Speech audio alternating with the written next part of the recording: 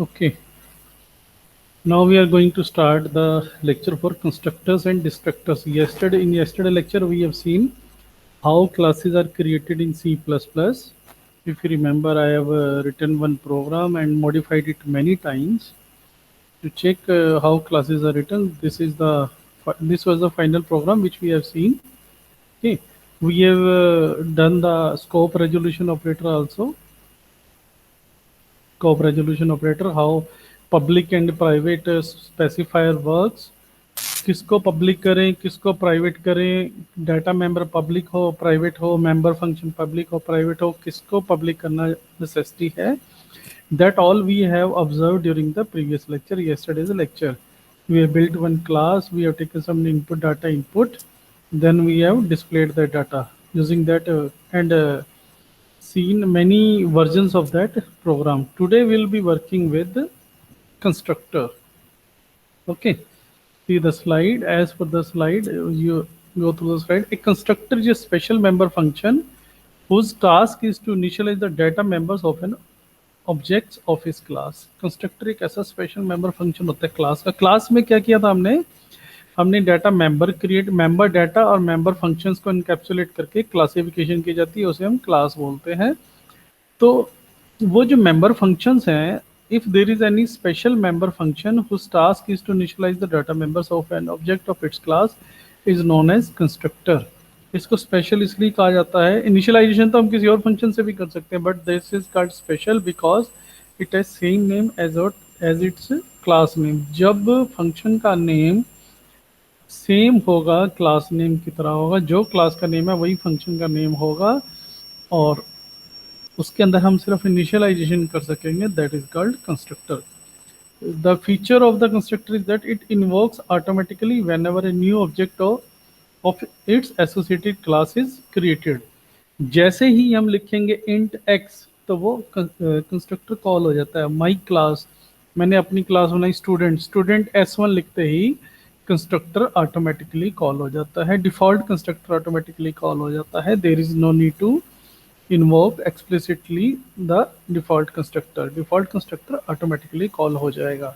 Sometimes we don't write it in our program, then compiler calls it. Compiler calls the default constructor without with empty body, जो उसमें कुछ नहीं करता, लेकिन constructor call होना जरूरी होता है. It is called constructor because it constructs the initial value of the data members and build your programmatic object. ये इनिशियल वैल्यू असाइन करता है जो मेंबर डाटा होता है और ऑब्जेक्ट को क्रिएट करता है. See, it's very common for some part of an object to require initialisation before it can be used. किसी भी ऑब्जेक्ट को यूज करने से पहले हम उसको इनिशियलाइजेशन करना जरूरी है. कल हमने देखा था, we have not initialized, we have not given any value to the object was created and we were directly going to display it.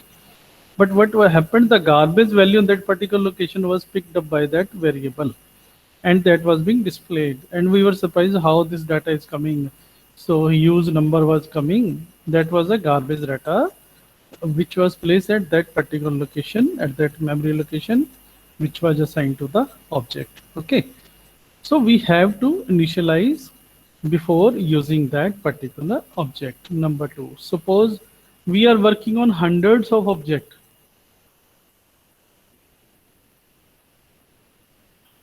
We created hundreds of objects and the default value of a particular data member is needed to be 0, 10, 20, 30, कुछ भी, कुछ ना कुछ हम default value उसकी लेना चाहते हैं. कुछ ना हो तो उसको 0 लेना चाहते हैं ताकि मेमोरी एरिया जो एलोकेट हो वो बिल्कुल क्लीन हो जाए, उस मेमोरी एड्रेस से सब कुछ क्लीन हो जाए.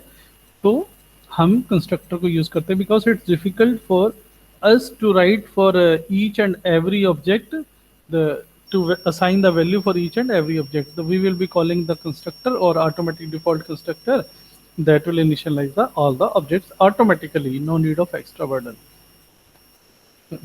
See, initialization all objects manually will be very tedious job. उसको manually assign करना बहुत मुश्किल होगा. Instead, there is a feature of the classes that we can define a constructor function which initializes that data member to 0. Then we have to do is to declare object and constructor will initialize object automatically. जैसे ही हम लिखेंगे, जैसे इसमें हमने लिखा है class के अंदर int ये क्लास स्टूडेंट लीजिए, स्टूडेंट S1 जैसे ही लिखेंगे वो कंस्ट्रक्टर ऑटोमेटिकली कॉल हो जाएगा। आज हम कंस्ट्रक्टर का प्रोग्राम भी बनाएंगे, देखेंगे वो कैसे काम करता है। ठीक है, this one is an example of a constructor. एक क्लास है ऐड, उसमें दो डाटा मेंबर्स लिए इंटीजर m और n, और एक ऐड। देखिए the name is same as the class without any return type, without any input, this is called default constructor. इसको एक्सप्लिसिटली बाहर भी डिक्लेयर डिफाइन कर सकते हैं, अंदर भी डिफाइन कर सकते हैं।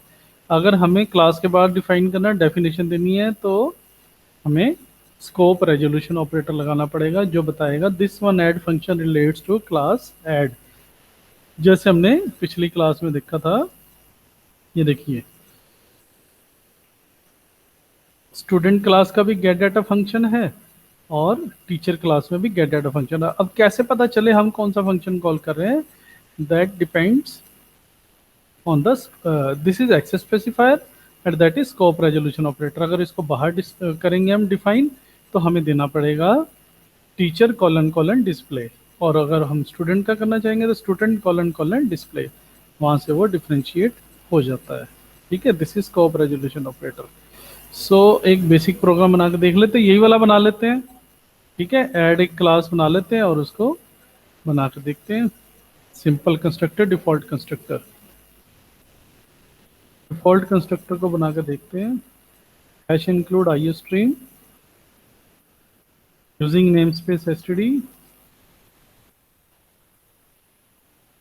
आगे एनीवन, कोई बच्चा बताएगा बीच में? Class add int x int y, suppose there are two variables, I have not given the public specifier, that means this is automatically private, but function which will be operating, और ये जरूरी नहीं है functions भी public हो, वो functions जिनको हमने बाहर से एक्सेस करना है, मेन से एक्सेस करना है, that must be made public, ये ध्यान रखिएगा, उनको हमें पब्लिक करना ही करना है, नहीं तो वो एक्सेस नहीं हो पाएंगे, प्राइवेट के अंदर ही रहेंगे तो एक्सेस नहीं हो पाएंगे। इसलिए हमें ये देना पड़ेगा पब्लिक कॉलन कि अब जो है वो पब्लिकली एक्सेसिबल है। तो यहाँ पे हम ऐड फंक्शन लिखेंगे। ठीक है, अंदर हम इनिशियलाइज करेंगे कुछ, x is equal to 0, y is equal to 0, ये हमने ऐड में कर दिया। डिस्प्ले करना हो तो डिस्प्ले फंक्शन,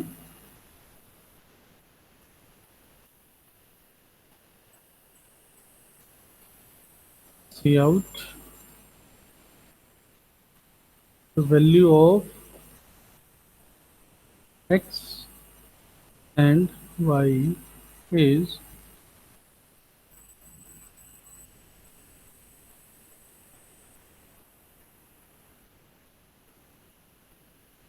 x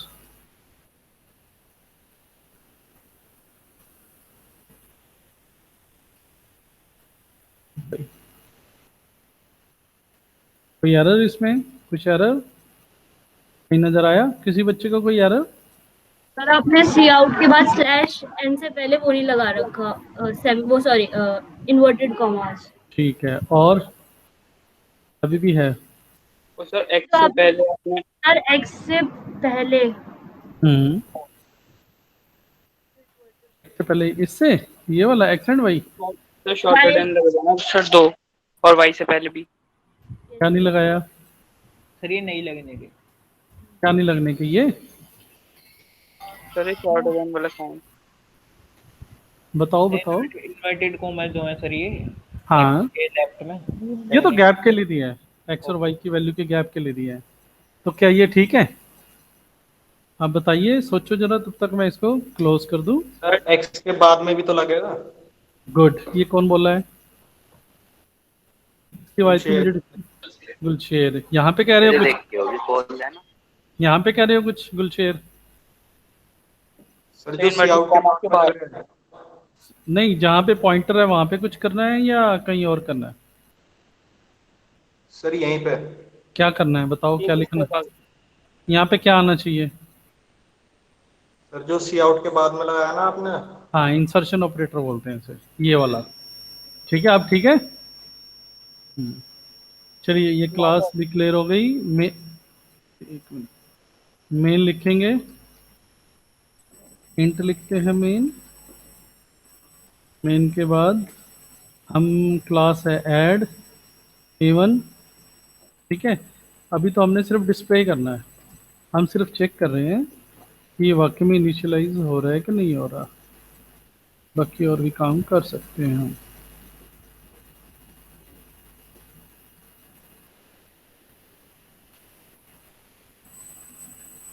ठीक है, सेव करेंगे।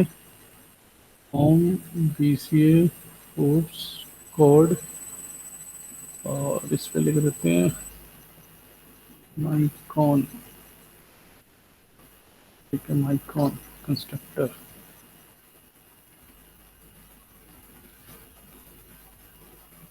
Already I am in the folder, that particular folder. ठीक है, उस डायरेक्टरी में मैं पहले से ही हूँ। G++ mycon.cpp space -o space mycon. यहाँ नाम कुछ भी दे सकते हैं माइकॉन के लिए, आपकी मर्जी है। ऑब्जेक्ट को एंड ऑफ द मेन से पहले क्या है? अच्छा सिंगल है, ठीक है। यहाँ डबल आना चाहिए, कमेंट एंट्री के लिए डबल होना चाहिए। सिंगल लगा था। Code is compiled and object code is created, generated, sorry not created, generated, there is a difference। so execute करेंगे ऑब्जेक्ट कोड को। icon the value of x and y is 0 0, ठीक है। 0 0 कहाँ से आई? हमने तो दी नहीं थी। ये 0 0 वैल्यू कहाँ से आई? This default constructor is created. जैसे ही हमने इसको A1 किया, A1 करते ही डिफॉल्ट कंस्ट्रक्टर कॉल हो जाएगा, ऑटोमेटिकली हो जाएगा। This is called constructor because this is having the same name of the class name. कुछ रिटर्न नहीं करता है, वॉइड भी नहीं करता, ना इंटीजर करता है, कुछ रिटर्न नहीं करता है। इसको ऐसे लिखते हैं, क्लास नेम के साथ है, तो ये डिफॉल्ट कंस्ट्रक्टर होता है, ये ऑटोमेटिकली कॉल हो जाता है। ये ऑटोमेटिकली कॉल हो जाता है। क्या हम यहाँ पे फंक्शन ओवरलोडिंग कर सकते हैं? वैसे वो आगे आएगा, चलो आगे करते हैं। So this slide is clear. When A class contains a constructor, it is guaranteed that an object created by the class will be initialized automatically। यहाँ पे हमने कॉल किया, इसको 0 0 किया था, ये ऑटोमेटिकली इनिशियलाइज हो गया। हमने कहीं पे वैल्यू साइन नहीं की है। अगर आप प्रोग्राम को ध्यान से देखें, हमने कहीं वैल्यू साइन नहीं की है, उस कंस्ट्रक्टर ने ऑटोमेटिकली उसे इनिशियलाइज कर दिया। अच्छा, इनिशियलाइज में हम 10 10 भी ले सकते हैं, 20 कुछ भी वैल्यू ले सकते हैं। जरूरी नहीं है कि हमें 0 लेना है, ध्यान रखिएगा। ये तो एक सिंपल 10 10, ठीक है। The output is 10 10। That means initialization का मतलब होता है मेमोरी एलोकेट करना और मेमोरी एड्रेस जो मिले उसके अंदर जो मेमोरी में गार्बेज पड़ी है उसको खत्म करना, ताकि हमारी कैलकुलेशन अब नॉर्मल ना हो जाए। ठीक, तो this is simple default constructor. जैसे ही हमने उस क्लास का ऑब्जेक्ट क्रिएट किया, this is the syntax for creating an object of class. Int is also a class, int x, x is an object. जो ऑब्जेक्ट होता है वो रनिंग इंस्टेंस होता है क्लास का, और जनरली वो रियल वर्ड एंटिटी को रिप्रेजेंट करता है। मैक्सिमम टाइम में वो रियल वर्ड एंटिटी होती है। Real world entity can be physical as well as logical, ठीक है। लॉजिकल मीन्स वर्चुअल भी हो सकती है। फिजिकल तो जैसे सब कुछ दिख रहा है, ट्रीज हैं, एलिफेंट है, एनिमल क्लास का ऑब्जेक्ट एलिफेंट है या टाइगर है। फर्नीचर क्लास है, उसका ऑब्जेक्ट टेबल है, चेयर है। और अगर लॉजिकल की बात करें तो लॉजिकल यूनिवर्सिटी है, AKTU यूनिवर्सिटी है, ठीक है। वो यूनिवर्सिटी कागजों में है और उसके ऑब्जेक्ट क्रिएट कर रखा है AKTU, यूनिवर्सिटी का ऑब्जेक्ट क्रिएट कर रखा है AKTU। और यूनिवर्सिटी का ऑब्जेक्ट दूसरा भी हो सकता है, JNU भी हो सकता है, IIT भी हो सकता है। That is logical. So constructor, अब हमने क्या देखा? There is no need to write any statement to invoke the constructor function. हमें कहीं जरूरत नहीं पड़ी कि हम देखो, हमने मेन के अंदर कहीं लिखा कि यहाँ पे इसका जो डिफ़ॉल्ट कंस्ट्रक्टर है वो इन्वोक कहीं नहीं किया हमने। डिफ़ॉल्ट कंस्ट्रक्टर की बात कर रहे हैं हम, उसको हमने कहीं इन्वोक नहीं किया। दैट वाज कॉल्ड ऑटोमेटिकली, वो ऑटोमेटिकली कॉल हो गया, ठीक है। If a normal member function is defined for initialization, we need to invoke that function for each and every object separately. मतलब अगर हमारे पास कंस्ट्रक्टर ना होता, हम नॉर्मल मेंबर फंक्शन आते जिसमें एक्स और वाई की वैल्यू 0 0 करते, तो जितने भी हमें क्रिएट करने थे ऑब्जेक्ट, उस सब के लिए हमें ये नॉर्मल फंक्शन कॉल करना पड़ता और वो उस फंक्शन से वो उसकी वैल्यू को इनिशियलाइज करना पड़ता। जितने भी आइदर इट इज 5, 10, 20, 30, 50 जितने भी हम बनाते हैं तो उसको करना पड़ता। तो ठीक, अब इसमें ऑटोमेटिकली कॉल हो गया। A constructor that accept no parameter is called the default constructor. वो कंस्ट्रक्टर जो कोई भी आर्गुमेंट नहीं लेता है, पैरामीटर नहीं लेता है, उसे डिफॉल्ट कंस्ट्रक्टर कहते हैं। जैसे ये क्लास नेम सेम है और कुछ नहीं ले रहा, यहाँ पे भी हमने डिफॉल्ट कंस्ट्रक्टर ही बनाया है। देखिए ये ऐड जो है वो क्लास नेम है, कोई पैरामीटर नहीं ले रहा है। सर ये वाला प्रोग्राम नीचे तक दिखाना है एक बार और। हाँ ये देखिए, बस यहीं तक है। छोटा करूँ थोड़ा, अगर पूरा नहीं आ रहा है सब तो पेड़ पे, तो यस सर पूरा आ जाए। इस पेज पे नहीं आ रहा, तो ये देखिए अब आ गया पूरा।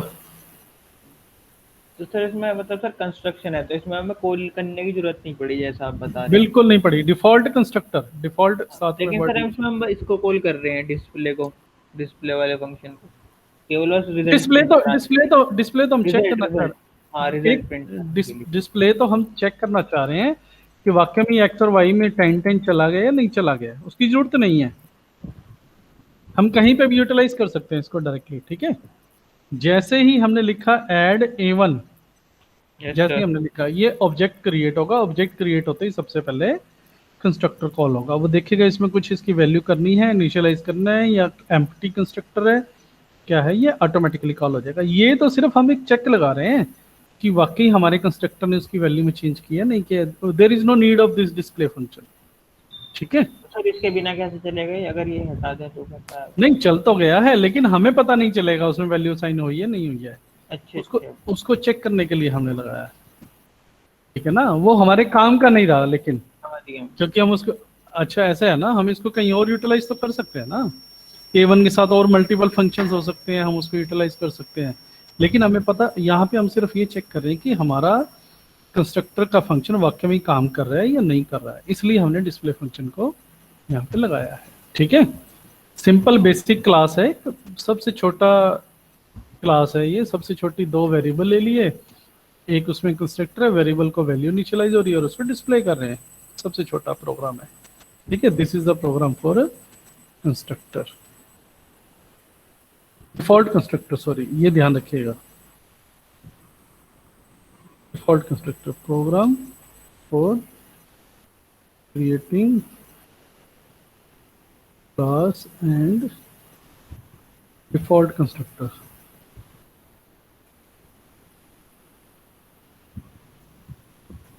C++, ठीक है। मेरे ख्याल से ये कंस्ट्रक्टर का कंसेप्ट क्लियर हो गया होगा। तो आपको कुछ भी ऐसा है जिसमें डिफॉल्ट वैल्यू कुछ भी देनी है, आप यहाँ पे दे सकते हैं, नहीं तो 0 डाल के इनिशियलाइज कर दीजिए। कम से कम गार्बेज वैल्यू ना उठाए, जैसे वो कल उठा रहा था, कम से कम ऐसा कुछ ना हो।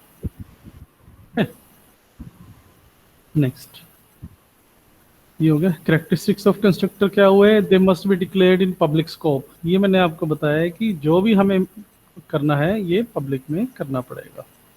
प्राइवेट में सिर्फ वही होगा जिसको हम एक्सेस नहीं करना चाहते, और पब्लिक जो फंक्शन है वो कंपाइलर ने कॉल करना होता है, तो पब्लिक करना पड़ेगा हमें, नहीं तो हम कॉल इसे नहीं कर पाएंगे, किसी भी तरीके से नहीं कर पाएंगे। They must be declare in the public scope. Next is they are involved automatically when the objects are created. ठीक, ये तो हम देख चुके practically. The function will be involved automatically when the objects are created. They do not have any return type, not even void, and they cannot return values. देखिए ना इनका return type है, ना कुछ रिटर्न कर रहे हैं, ना डेटा टाइप, कुछ भी नहीं है। They cannot be inherited. ध्यान रखिएगा, डिफॉल्ट फंक्शन को, डिफॉल्ट कंस्ट्रक्टर को हम इनहेरिट नहीं कर सकते, लेकिन जब हम इनहेरिटेंस यूज करते हैं उसमें ड्राइव क्लास के अंदर बेस क्लास का कंस्ट्रक्टर जो है वो हम कॉल कर पाएंगे। वो कैसे कर पाएंगे, उसका मेथड है वो इनहेरिटेंस में देखेंगे। सिर्फ और सिर्फ डिराइव्ड क्लास के अंदर हम इसको फिर भी इनहेरिट कर सकते हैं और कहीं पे इसको यूटिलाइज नहीं कर सकते। देखिए, like other C++ functions, constructors can have default arguments. Default arguments ये एक डिफरेंट चीज है। मैं डिफॉल्ट कंस्ट्रक्टर की बात कर रहा था, यहाँ पे डिफॉल्ट आर्गुमेंट्स की बात हो रही है। अब यहाँ पे वैसे देखा जाए तो यहाँ पे भी डिफॉल्ट आर्गुमेंट दिया जा रहा है इसे, एक आर्गुमेंट होता है फंक्शन का यहाँ पे जो पास करते हैं, और ये जो वैल्यू है डिफॉल्ट वैल्यूज भी हम इसमें कर सकते हैं। ये कैसे करेंगे ये भी बता देता हूँ। हमने फंक्शन ओवरलोडिंग पढ़ा है ना, तो कंस्ट्रक्टर ओवरलोडिंग भी हो जाती है वर्चुअल बाद में, वर्चुअल अभी आपको पता नहीं क्या है, ठीक है। और आगे उसके करेक्टरिस्टिक्स में we can not refer to their addresses, address को रेफर नहीं कर सकते हैं। यूनियन नहीं, छोड़ो, इसमें यूनियन हम यूज ही नहीं करते हैं। हाँ, they can make implicit call to the operators new and delete when memory allocation is required। अगर हम यहाँ पे पॉइंटर्स यूज करेंगे x और y, हम int का पॉइंटर ले लेंगे तो हम उसको न्यू और डिलीट के थ्रू यूटिलाइज कर सकते हैं, जो हमने शुरू में प्रोग्राम बनाया था न्यू और डिलीट का।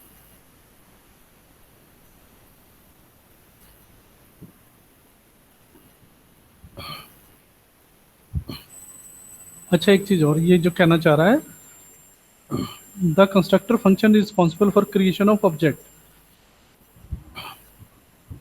अगर मान लो ये ना हो, ये वाला पोर्शन जो हमारा कंस्ट्रक्टर है, अगर ये ना हो,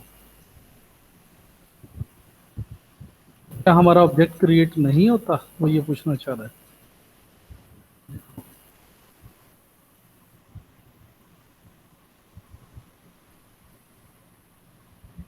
हमारा ऑब्जेक्ट क्रिएट हुआ लेकिन वैल्यू क्या आई, हाँ, गार्बेज वैल्यू, मतलब जो उसको मेमोरी एड्रेस दिया गया तो वो उसने वहां पे जो वैल्यू पड़ी थी उसको उठा लिया, उसने उस वैल्यू को उठा लिया। वो ये कहना चाह रहा है कि the answer is if no constructor is defined in the class in such situation the compiler implicitly provides a constructor. Compiler अपने आप कंस्ट्रक्टर दे देता है।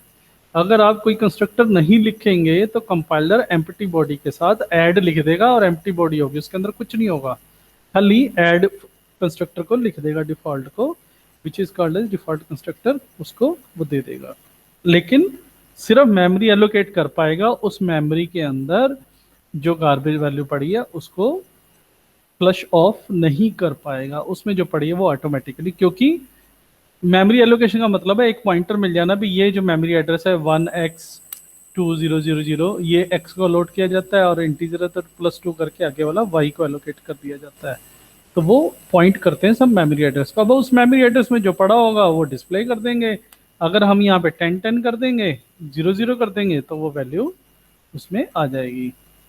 इस पॉइंट को समझिए, ये कहना चाह रहा है अगर आप कंस्ट्रक्टर नहीं बनाएंगे तो वो कहीं ना कहीं से कंपाइलर जो ऑटोमेटिकली डिफॉल्ट कंस्ट्रक्टर लिख देगा, लेकिन उसमें वैल्यू इनिशियलाइज नहीं हो पाएंगी। पॉइंटर को मेमोरी एलोकेट हो जाएगी, लेकिन उस मेमोरी में जो गार्बेज वैल्यू पड़ी होगी वो उठानी पड़ेगी उसे, जो कि हम देख रहे हैं स्क्रीन पर, ये उसे मिल जाएगी वैल्यू और ये इसको डिस्प्ले कर देगा। ठीक, क्लियर? क्लियर है?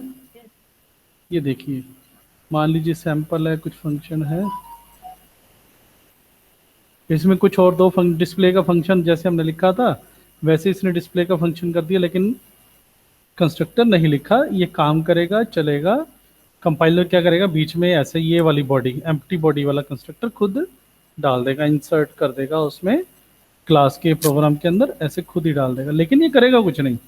मेमोरी एलोकेट कर देगा, पॉइंटर एलोकेशन हो जाएगी, उस मेमोरी जो पड़ा है वो गार्बेज आ जाएगी। जो हमने अभी पॉइंट डिस्कस किया ये उसका प्रोग्राम है, सिंपल, हमने तो करके देख लिया। ठीक है, अब कंस्ट्रक्टर कितनी तरह के होते हैं?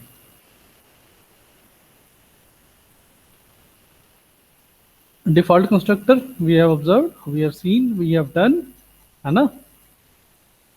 This is non argument constructor or simply default constructor. If no constructor is defined in class, then compiler implicitly provides an empty body constructor which is called a default constructor. ठीक है, non argument constructor example ये हम करके देख चुके हैं कि इसके अंदर अगर आर्गुमेंट ना हो, आर्गुमेंट मींस ये जो पैरामीटर पास करते हैं, आर्गुमेंट या पैरामीटर, पैरामीटराइज्ड कंस्ट्रक्टर बोला जाता है उसे। तो ये डिफॉल्ट कंस्ट्रक्टर का एग्जांपल हो गया, हम कर चुके हैं। Parameterized constructor, sometimes it becomes necessary to initialize the very set element of object with different values when they are created.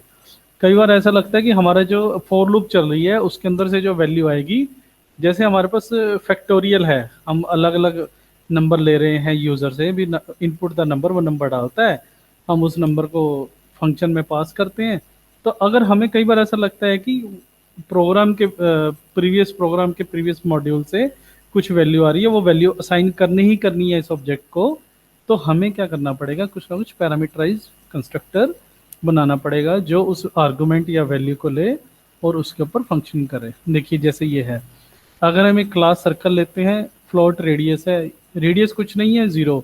हो सकता है हम क्रिएट करते हुए हमारे पास फॉर लूप में आ गया कि रेडियस इज इक्वल टू 5, तो 5 रेडियस है, उसका सर्कल क्रिएट कर दे।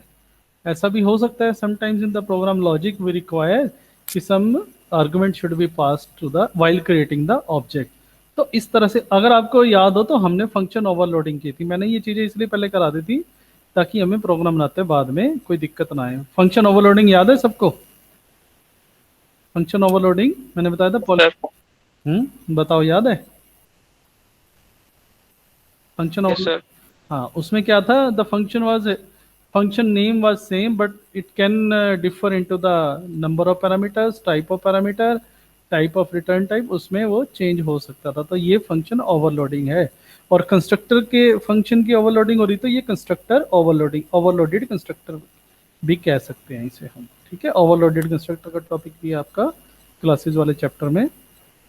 तो सर्कल रेडियस इक्वल टू 0 अगर हम पास ऑन करते हैं तो वो रेडियस r हो जाए और उस रेडियस का सर्कल ड्रा हो जाए। आजकल तो SVG चलता है ना, स्केलेबल वेक्टर ग्राफिक्स, तो उसमें टेक्स्ट में लिखा जाता है, रनिंग टाइम में सर्कल ड्रा होता है। बिटमैप ग्राफिक्स में क्या है कि पूरे पहले ही ड्रा किया जाता है, इसलिए बिटमैप को एनलार्ज करो, जूम इन जूम आउट करो तो वो डिस्टॉर्शन हो जाती है इमेज में, SVG में नहीं होती। जितने भी ये प्रिंटर चलते हैं इसमें कौन सा हम यूज करते हैं, कलर मैक्रो कौन सा यूज करते हैं?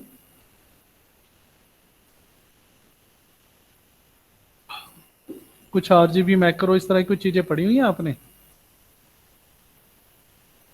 किसी ने भी नहीं पढ़ी। CMYK होता है कलर का जो कोडिंग चलती है प्रिंटिंग में, CMYK, ठीक है, वो SVG वहाँ पे काम आता है।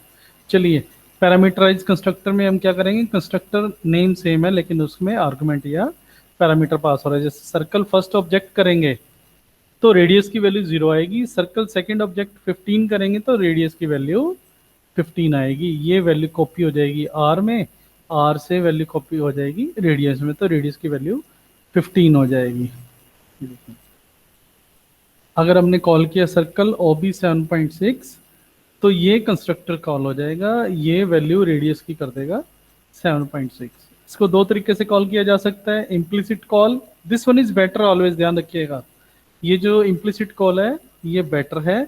सर्कल क्लास उसका ऑब्जेक्ट क्रिएट किया विद सम आर्गुमेंट, तो ये वाला कंस्ट्रक्टर कॉल हो जाएगा, वो आर्गुमेंट वाला वो उसको असाइन कर देगा वैल्यू, इंटरनल डाटा मेंबर को वैल्यू असाइन कर देगा।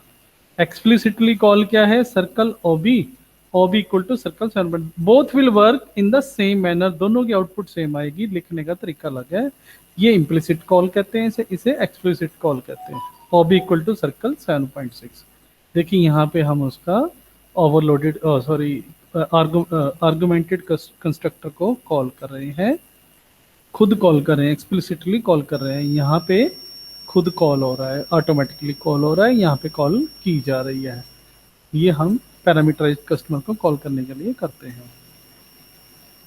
अब ये चीज आ गई multiple constructor in a class. Yes, we can have multiple customers in a class.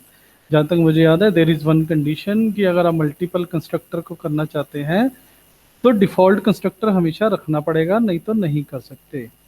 अगर आप पैरामीटराइज कंस्ट्रक्टर लेना चाहते हैं, उसमें भी ओवरलोडेड लेना चाहते हैं या कोई भी अदर कंस्ट्रक्टर लेना चाहते हैं, तो पहले डिफ़ॉल्ट कंस्ट्रक्टर लिखना जरूरी है, आपको बनाना पड़ेगा, चाहे वो बॉडी उसकी एम्प्टी हो चाहे कुछ भी है, लेकिन वो बनाना पड़ेगा मल्टीपल कंस्ट्रक्टर जब भी होंगे, ठीक है। अब ये इन्होंने 3 एग्जांपल दिए हैं। एक और देखिए, क्लास ऐड है, इंट mn, मैंने xy लिया हुआ है, ऐड का फंक्शन है, कंस्ट्रक्टर इज आल्सो फंक्शन, तो ये कंस्ट्रक्टर फंक्शन है जो वो m0 n0 कर रहा है, ठीक है। एक ये कंस्ट्रक्टर हो गया। दूसरा देखिए, C++ is a free form language, आप चाहे एक लाइन में लिख दीजिए, चाहे वो पूरा जैसे सिंटेक्स बनाते हैं ऐसे अलग अलग लाइन में करके लिख दीजिए, चाहे टैब सेटिंग करके लिख दीजिए, इसमें कोई फर्क नहीं पड़ता है, ठीक। एक कंस्ट्रक्टर ये है, दो एक और बनाया उसने, इंट ए इंट बी, ए और बी की वैल्यू पास ऑन होगी, m इक्वल टू ए हो जाएगा, n इक्वल टू बी हो जाएगा। तो ये जो सेकंड कंस्ट्रक्टर है ये दो इंटीजर आर्गुमेंट को रिसीव कर रहा है। एक थर्ड कंस्ट्रक्टर है, ये रहा, देखिए ऐड ही क्लास है, ऐड को ही पास कर रहे हैं, जो क्लास नेम है उसी क्लास नेम फंक्शन का नेम है, वही ऑब्जेक्ट भी, उसी क्लास का ऑब्जेक्ट भी क्रिएट होके पास ऑन होगा उसका। और ये एम्परसेंट आपको याद है किस में यूज किया था हमने? Any student? ये क्या है अगर आपको याद हो कुछ तो? Is this call by value और कॉल बाय रेफरेंस? याद है किसी को? Sir call by reference, Call by reference. Address पे वर्क करते थे ना। हाँ कॉल बाय रेफरेंस है। Int A be call by value है, ऐड जो है एम्परसेंट के साथ कॉल बाय रेफरेंस हो गया। मतलब जो भी ऑब्जेक्ट इसमें पास होगा उसका एड्रेस ले लीजिए, ठीक है, और उसका एड्रेस ले लीजिए, उसके अंदर जो वैल्यू है वो असाइन हो जाएगी m और n को, ठीक। ये जो m है, ये जो दिख रहा है ये m, ये तो ये वाला है m, ये n भी ये वाला है, ठीक है, क्लास का। जो i पास कर रहे हैं, i का एड्रेस पास कर रहे हैं, इसी क्लास का ऑब्जेक्ट क्रिएट होगा उसका एड्रेस पास कर रहे हैं, तो ये i.m i.n है, ठीक है। ये जो हम पास करेंगे ऑब्जेक्ट के अंदर, ऑब्जेक्ट पास कर देंगे तो ये उसकी वैल्यू को कॉपी कर देगा। इसे कॉपी कंस्ट्रक्टर भी कहा जाता है, वैसे इसका दूसरा नाम कॉपी कंस्ट्रक्टर भी है, मैं दिखाता हूँ आगे आएगा, सेम है, ठीक है। उसने यहाँ पे एक्सप्लेन किया पहले वाला क्या करेगा, m और n को मल्टीपल का मतलब समझ नहीं आ रहा, पता नहीं क्यों। मल्टीपल में नहीं, फंक्शन ओवरलोडिंग किया था ना। Yes sir. तुम इसको छोड़ दो एक मिनट, बाकी दो समझ आ रहे हैं? ये वाले, ये दो समझ आ रहे हैं? इसमें Yes, कोई दिक्कत, इसमें कोई दिक्कत नहीं है? No sir. इसको करके भी देख लेते हैं प्रैक्टिकली, ऐसी कोई बात नहीं है, ठीक है, इसको प्रैक्टिकली करके ही देख लेते हैं, इसमें कोई इशू नहीं है। वो कॉपी कंस्ट्रक्टर है, वो अलग है, वो मैं अलग से भी आपको बता दूंगा, वो अलग है।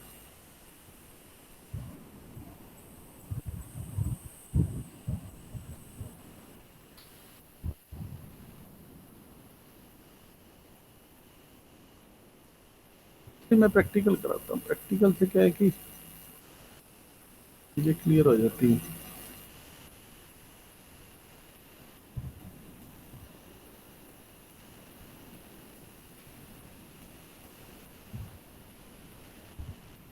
आई और जे यहाँ पे कर देते हैं, add a1 dot display, add a2 17, कुछ भी ले लो, a2 dot display.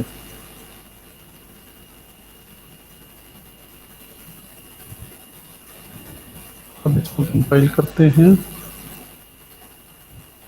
Object code create होगा, इसका हो गया।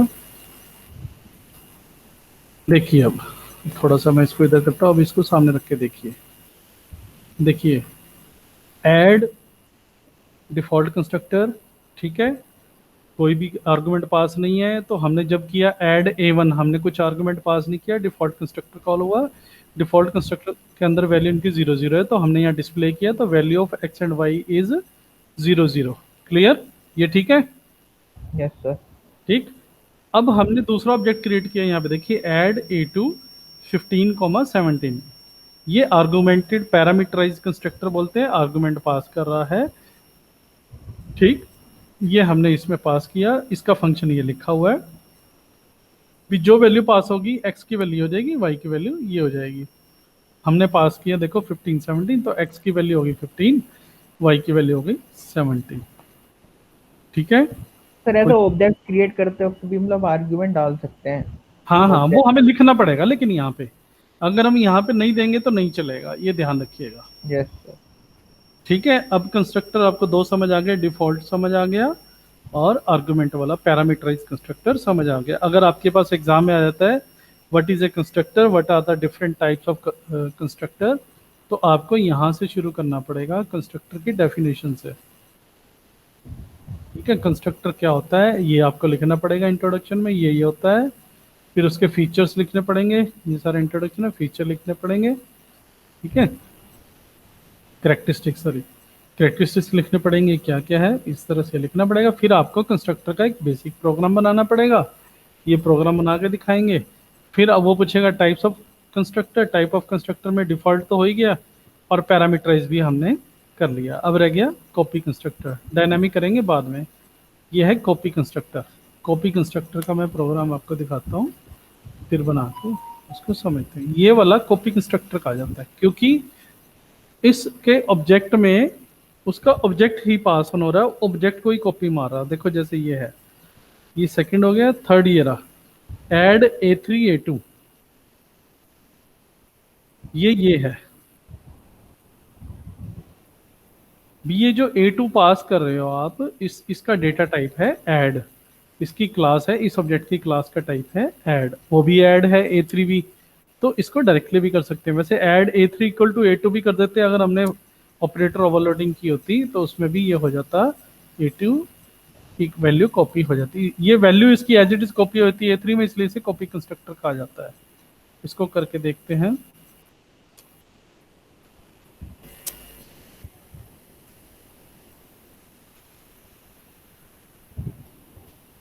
इसको करके देखते हैं। यहाँ पे तीसरा ऐड %ai, ठीक है, have %i m equal to i dot m n equal to i dot n, ठीक है। फंक्शन की ब्रैकेट भी हो गई। यहाँ पे हम कॉल करते हैं, A2 में 15 17 है, हम लिखते हैं add A3 A2 A3 dot display.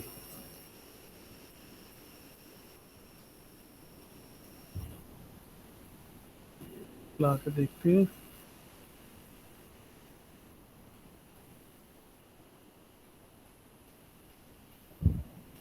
बाहर डिस्प्ले कर दिएगा कहीं।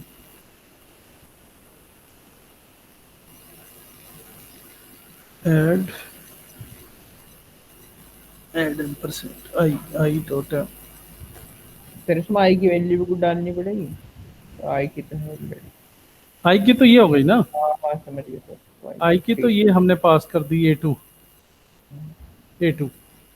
तो A2 डॉट m और A2 dot n। Sir M और N की जगह X और Y आने चाहिए ना। अरे हाँ, गुड, ये गड़बड़ हो रही थी।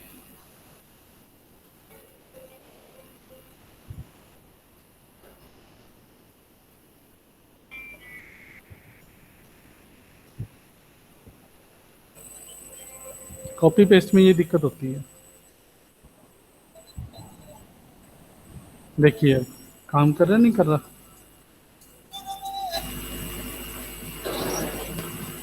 ठीक है, अब तीन तरह से कंस्ट्रक्टर हमने बनाए, एक डिफॉल्ट, एक आर्गुमेंट वाला, एक जो आर्गुमेंट वाला स्पेशल है जिसमें वही क्लास का ऑब्जेक्ट पास ऑन हो जाता है, वो बनाया। उसके जो हमने पास किया, ये i dot x i dot y वो हैं जो इस i के हैं जो हम पास कर रहे हैं, और ये जो विदाउट ऑब्जेक्ट हैं x और y, ये जिसके साथ कॉल कर रहे हैं।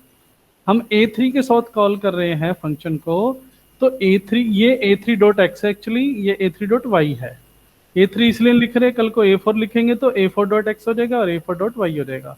लेकिन जो A2 पास हो रहा है, तो ये जो i है ना, इसका नाम A2 का नाम i हो गया, तो i डॉट एक्स और i डॉट वाई, तो ये A2 डॉट एक्स और A2 डॉट वाई है एक्चुअली में।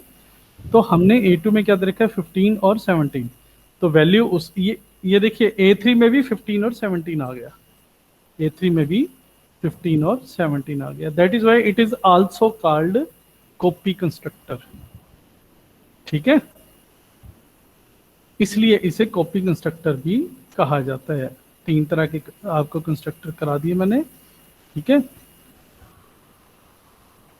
देखिए ये बात मैंने आपको बताई थी, C++ compiler as implicit constructor which creates object. ठीक है, this works well as long as we do not use any other constructor in a class. If we define a constructor, we must also define the do nothing implicit constructor. वो जो add वाला constructor है, अगर आपने बाद में parameter वाला लिया या कॉपी कंस्ट्रक्टर लिया तो डिफॉल्ट कंस्ट्रक्टर बनाना जरूरी है। यहाँ पे ये कह रहा है हमें वो करना ही पड़ेगा।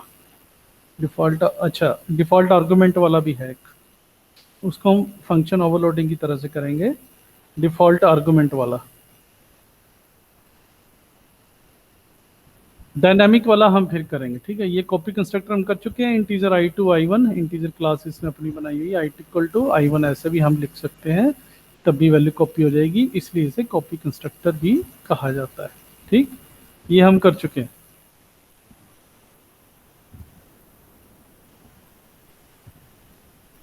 डायनामिक रहने दीजिए, और डायनामिक कंस्ट्रक्टर और डिस्ट्रक्टर कल करेंगे, ठीक है। वैसे डिस्ट्रक्टर करवा दूं, डिस्ट्रक्टर हम यूज़ करेंगे उसमें पॉइंटर्स में, यहाँ पे डिस्प्ले नहीं होता, फिर भी एक लिख के देखता हूँ मैं। सर कर लें। कल कर लेंगे, बहुत हो गया ना, थ्योरी में ज़्यादा हो जाता है। चलिए आप लोग जो है वो अब अटेंडेंस अपनी मार्क करेंगे उसमें, ठीक है।